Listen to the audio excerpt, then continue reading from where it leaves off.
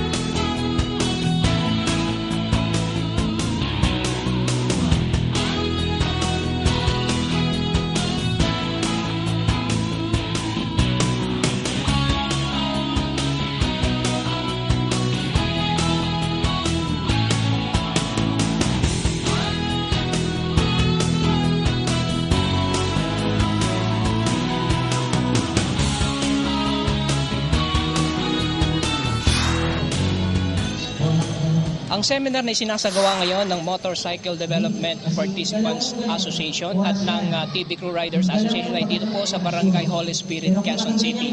At sa pagkakataong po ito ay mapalad po tayo at dinalaw po tayo ng ating kaibigan mula po sa International Police Commission o Interpol at sa katauhan po ni Colonel John De Castro. At syempre bilang pong isa sa ating pong mga pinuno na nangangasiwa ng ating pong seguridad, ay ito po ay malaking karangalan para po sa ating aktibidad na katulad nito. Kaya nais lang po natin hingan si Colonel De Castro ng kanyang reaksyon dito po sa mga ganitong seminar na ating isinasagawa. Colonel, magandang umaga po. Magandang umaga po. First of all po, gusto ko po i-congratulate po ang TV Crew Riders Association kasama po ng MDPPA sa inyo pong napakagandang advokasya sa pagturo ng road safety tips at mga iba pang mga motorcycle tips sa ating mga riders po dito sa Pilipinas. Napakaganda po ng advokasya dahil na mas natututo ang mga tao sa mga kung paano talaga dapat ang pagtamang paggamit ng ating mga motorsiklo at kung paano sila magiging safe din sa daan, lalong-lalo na ngayon ay nauuso sir yung mga motorcycles dito sa Pilipinas. At hinihikayat ko din po ang lahat ng makakapanood po nito at lahat po ng iba pang mga Pilipino na nagnanais na sumakay ng motorsiklo o sumasakay na gumagamit na ng motorsiklo sa pang-araw-araw na buhay na makiisa sa advokasya na ito at matuto sa tulong po ng TV Crew Riders Association at MDPPA na matuto po sa ating mga road safety tips at mga tamang paggamit po sa motorsiklo. So pwede po kayo makipag-ugnayan po sa kanila. Akin pong ini-endorso itong napakagandang advokasya. Sana po lahat po tayo ay magtulong-tulong upang mas lalong magbunga po itong advokasya na ito, sir. Maraming salamat po, Colonel John De Castro. Thank you din po. Magandang hapon.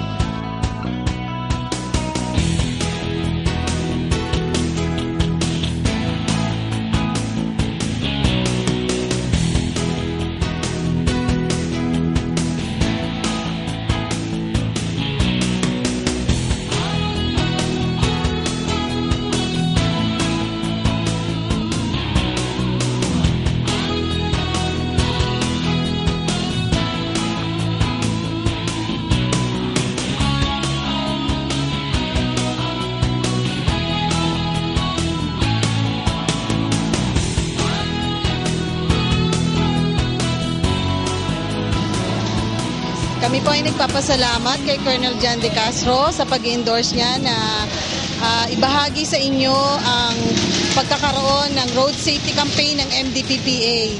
Sana po yung mga nagnanais na kagaya ng imbitasyon niya na nagnanais po na magpa-train po sa MDPPA, mangyari lang po sanang tumawag sa 470-6187 at makipag-coordinate po sa amin. Hanapin po si LB Labado or Yesa Bediot upang kayo po ay maisama namin sa aming mga schedule. Maganda po para sa mga katulad namin na gumagamit ng single vehicle para maiwasan po ang kadalasang aksidente sa kalye po. At bukod doon, may iwasan na po ang tumakbo ng mabilis at maingat po ang pagmamaneho sa ngayon. Marami po akong natutunan dito bukod sa pagdadrive ko ng 6 years na pagmumotor. Marami na pang hindi ko pa alam na mga signs sa daan. Nagpapasalamat po ako nakarating po yung ganitong programa dito sa lugar namin. Yun lang po. Marami pong natutunan tungkol po sa seminar na ito para po sa pagmumotor. Malaking bagay po ito para sa amin, lalo na po sa araw-araw na pagbibiyahe sa daanan. So marami pong salamat sa MDPPA at sa TV Crew Riders Association. Maraming salamat po.